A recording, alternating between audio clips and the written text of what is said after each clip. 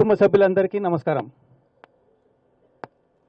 ఈ పార్లమెంట్ క్యాండిడేట్గా సూచించినందుకు పెద్దలు సోనియమ్మ గారికి, రాహుల్ గాంధీ గారికి, అలాగే కాంగ్రెస్ ప్రెసిడెంట్ మల్లికార్జున్ ఖర్గే గారికి, తర్వాత కేసీ వేణుగోపాల్ గారికి, మన స్టేట్లో ఉన్న మన ముఖ్యమంత్రి గారు, గౌరవనీయ ముఖ్యమంత్రి గారు రేవంత్ రెడ్డి గారికి, అలాగే గౌరవనీయ ముఖ్యమంత్రి గారు భట్టి గారికి మళ్ళా చెప్తున్నాను, పెద్దలు తుమ్మల గారికి, సీనన్న గారికి, మరి శాసనసభ్యులు అందరూ నా పేరు చెప్పి తీసుకొచ్చినందుకు నా హృదయపూర్వక నమస్కారం తెలియజేసుకుంటున్నాను. వారితో రేణుకమ్మ గారు చెప్పినట్టు నేను ఖమ్మానికి కొత్తవాణ్ణి గాను. కూసుమంచి మండలం చేగమ్మన్ ఒకే ఊరికి చెందినవాడిని, మా కుటుంబం చెందినవారు. అక్కడ మా ఇల్లు స్కూల్కి ఇచ్చేసాము, భూములన్నీ ప్రభుత్వానికి ఇచ్చేసాము. వాడికి మొన్ననే ఒక 4 నెలల కింద హాస్పిటల్, ఒక కేంద్ర హెల్త్ సెంటర్ కొరకి 400 గజాలు ఇచ్చాం. ఖమ్మంలో ఇల్లు ఇప్పటికీ ఉన్నది మాకు, నెహ్రూ నగర్లో.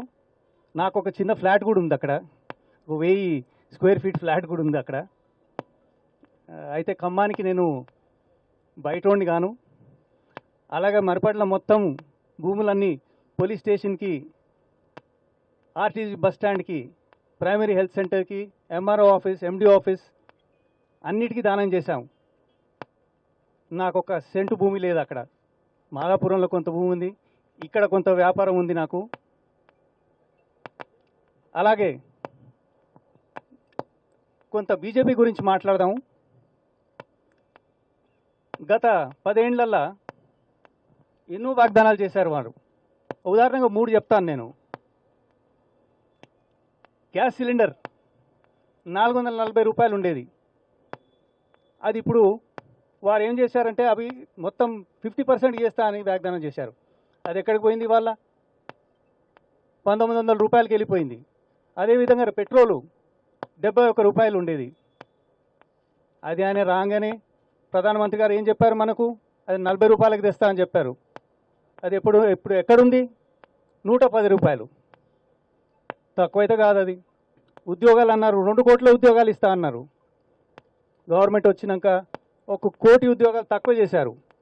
అదేవిధంగా డిఫెన్స్ ఫోర్సెస్లా, మన ఆర్మీ, ఎయిర్ ఫోర్స్, నేవీలా ఇప్పుడు ఉద్యోగాలు బంద్ చేసి దాన్ని కాంట్రాక్ట్ సిస్టమ్గా మార్చారు. వాళ్ళు రామాలయం అంటుండ్రు, అయోధ్య అంటుండ్రు.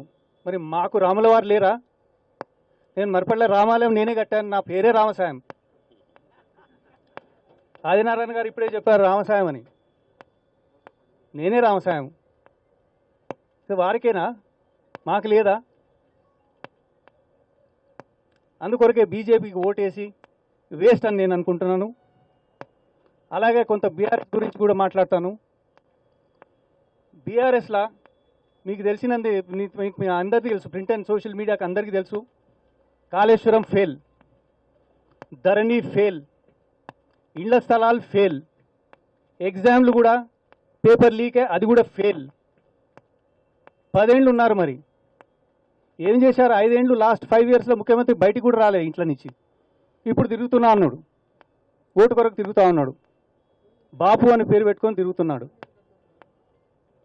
అంటే 5 ఏళ్ల కింద మర్చిపోయినాడా? 5 ఏళ్ళ నుంచి మర్చిపోయినాడా? ఇది ఇప్పుడు తిరుగుతూ ఉన్నాడు ఓటు అనుకోవటానికి. 10 ఏళ్ళు వెళ్ళారు. ఇది ఖాళీ 150 డేస్ అంటే 150 రోజులే మనకు. 150 రోజులల్లో 6 గ్యారంటీలలో 5 గ్యారంటీస్ ఆల్రెడీ కంప్లీట్ చేస్తున్నదని మనవి చేస్తున్నాను మీతో.